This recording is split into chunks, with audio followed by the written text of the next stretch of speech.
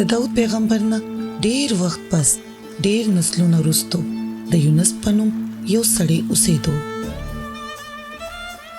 یوه ورځ خدای یونس ته حکم وکړو چې یو لرې ښار ته لاړ شه او خلکو ته ووایه چې خدای د هغې بدعملي ویني او په دې وجه هغه به هغوی ټول تباه کړي. خو یونس هغه څه ونه کړل څه چې ورته خدای حکم کړی و. د هغې په ځای هغه په کشتۍ کې یو ښار ته روان شو چې د هغې یو نه لرې و چې خدای ورته هغه لېږلو په دې سوچ چې هغه د خدای نه تښتېدی شي. کله چې هغه په کشتۍ کې و د خدای په حکم پې یو طوفان راپورته شو، سمندر وحشي شو او چپو کشتۍ پټه کړه او ټول په ډوبېدو شو. کشتۍ چلولو والا سخت یریدل، نو هر یو خپل خدای ته په دعاګانو شو چې د چا عبادت یې کولو چې هغوی بچ کړي.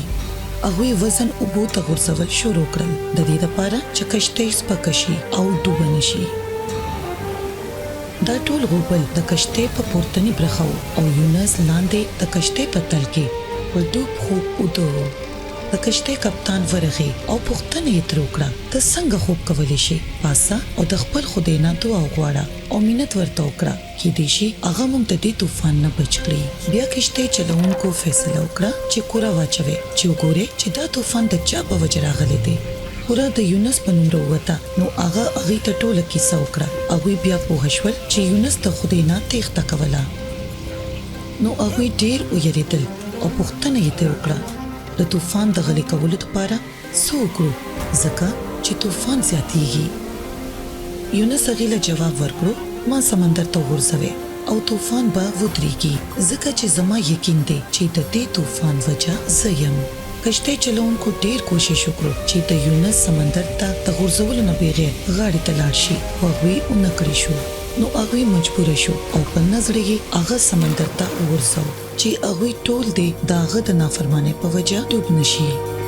سمدستي سمندر غلی شو او چپې داسې ورکې شوې لکه څه چې هډو شوي نه وي. په کشتۍ کې ناست خلک پوه شول چې د یونس خدای ریښتونی خدای دی. هغوی د هغه نه ویرېدل او هغه ته یې قرباني پیش کړه او د هغه د عبادت کولو لوظ یې وکړو. کله چې یونس سمندر ته وغورځولی شو نو خدای یو غټ کب ورولېږلو چې هغه یې تیر کړو او هغه د کب په خېټه کې 3 ورځې او 3 شپې پروت و. په دغې وخت کې هغه توبه ویسته او خدای نه یو دعا وغوښته او د هغه یې عبادت وکړو او د هغه نه یې غوښتنه وکړه چې هغه بچ کړي. نو خدای کب ته حکم ورکړو چې یونس د سمندر په غاړه وغورځوه.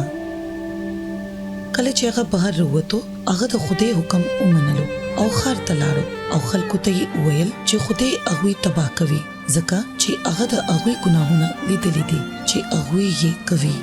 او بېشکه د ښار ټولو خلکو توبه وویستله او د ګناه د لارې نه یې مخ راواړو.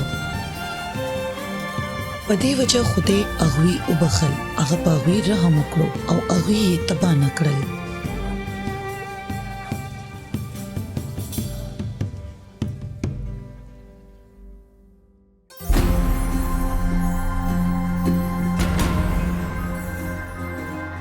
یونس د خدای کلام لرې ښار ته د وړلو نه انکار وکړو. خدای د هغه د نافرمانۍ څنګه جواب ورکړو؟